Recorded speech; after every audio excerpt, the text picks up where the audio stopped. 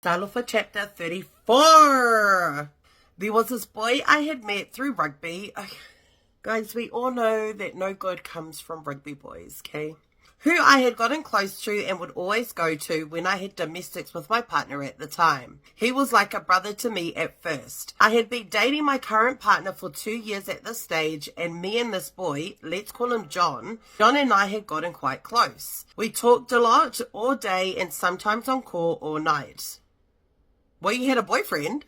My partner who was living with me didn't like how close we were getting and stopped me from talking to him, so I did. But then I had seen him at the clubs a couple of weekends after while I was out with my girls and cousins and was makwa o ngā to the point I could only just make out people's faces. When I was in the smokers area with my girls and cousin, he had called out to me, and me being overly friendly when overly drunk, I went over and we started flirting and touching. He was with his cousins and he kept asking me what I was doing out without my partner, all while holding me by my waist, and occasionally the cheeky ass grab or the punani swipe, which had me feeling a certain way. Anywho, my cousin noticed I was with him and got angry and came over and pulled me away before anything could have happened. But he followed us girls back into the club holding my hand. I danced with the girls all while he was dancing behind me, still holding my waist, pulling me close to him while his sausisi was hard and pushing up behind me all night long. I wasn't complaining and neither was he when I'd grab it a few times while dancing, all while my cousin was shaking her head at me, but like, come on, let me be great. Be great or be a hoe? Oh, by the way, did I mention John was my partner's best mate at the time, and John also had a partner? Nothing happened between me and John that night. Nothing happened. Nothing happened. You was chachi each other. Something happened. But the weekend later, my partner and I had domestics and he stayed at his parents' house for a couple of weeks. I messaged John telling him everything that had happened, and me knowing he's kind of single, I told him to come over because I knew he wanted me. Oh, she's confident. All while messaging John, I was also comforting his girlfriend, who John was also going through domestics with. She was always talking down on him and saying she was happy she's washed her hands of him and all that after breakup talk. So in my young moi behead, I was single, John was single. Both John and I's partners hated us, so why the hell not? Why the hell not what? John came over for a one-night stand and bloody hell, I was not expecting to be moaning that hard. We went multiple rounds that night and barely got any sleep. The sun was coming up and we were still going at it. I was waiting for John to leave, but what was meant to be a one-night stand turned into a 4-day stand. Let's just say John and I did not get any sleep those 4 days, and my washing was building up with the amount of times I had to change the sheets. What made it even worse was one of those days John went to play touch and met up with my partner and chilled with him like he didn't just beat the hell out of his best mate's girlfriend tirelessly. Okay, we get it. Mano si oi, okay, mano si oi. He even got my partner to buy him smokes before he came back to mine, and we did the bad things all night long again. So John has no money. After what had happened, I had a guilty conscience and came clean to my partner, who absolutely popped off, and he decided to punch and break car mirrors while walking off. I even came clean. How old is he? I can't stand men who do that. I even came clean to John's partner and apologized, and she said she forgave me, but tell me why John's partner and my partner were low-key texting each other wanting to meet back up to get back at us.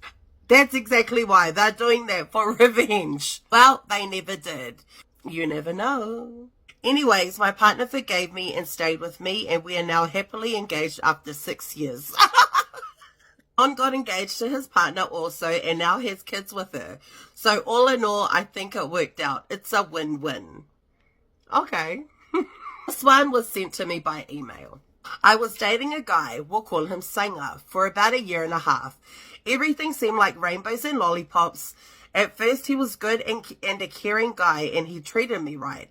Then everything started going downhill about 1 year in, but I decided to give him the benefit of the doubt just to see if things would change. When it came time to do the bad things, he would always go hard and fast, straight off the bat, and I would just lie there and pretend I enjoyed every minute. He only needed about 5 to 10 minutes and we were done. By the way, this is the guy I lost my V card to. I got no satisfaction whatsoever and also had to finish myself off. Oh no, Miss Robinson. I thought this was normal because he was my first boyfriend. As time went on, his true colors started showing. He was controlling, constantly accusing me of being unfaithful, and this bookie even had the nerve to tell me that I had to ask for his permission for me to be able to go and spend time with my own family. So right then and there, I said piss off and left his ungrateful ass. About 6 months later, I met a guy. We'll call him Horsey. Okay, so he must be Tongan. We went out a few times, then this one night he came back to my place and man, we got it on like Donkey Kong. We went 3 to 4 rounds non-stop and Horsey, Sean, we went 3 to 4 rounds non-stop. And Horsey sure knew what to do with both his body and mine. When he went down on me, wow, that tongue was amazing. Ah! Sorry, my tongue's kind of big. I couldn't believe that what I was missing out on when I was with Singer. This went on for a good month and a bit. Then early hours one morning, I got a call from a private number. I didn't answer, but it wouldn't stop ringing. So I finally answered, and Lord behold, it was Horsey calling me from a police station, asking me to bail him out. He was arrested for being involved in a brawl, so I told him that we had a good run, but don't do little kid shit, and said goodbye. Savage, I know, but I wasn't about that life.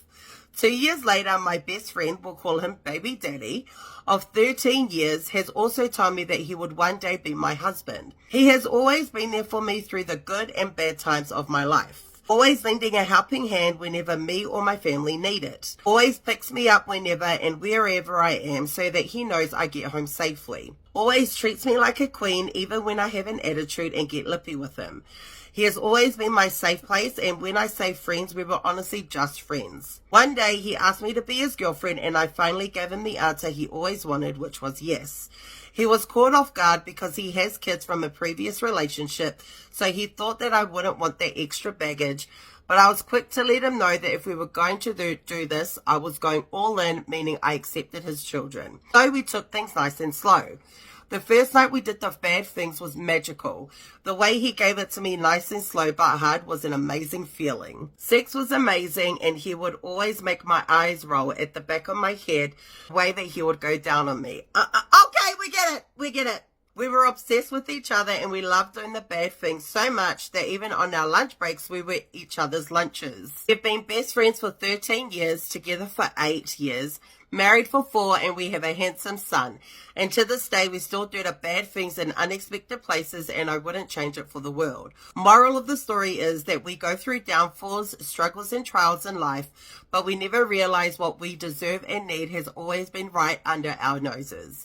Or in your case, right inside your panty.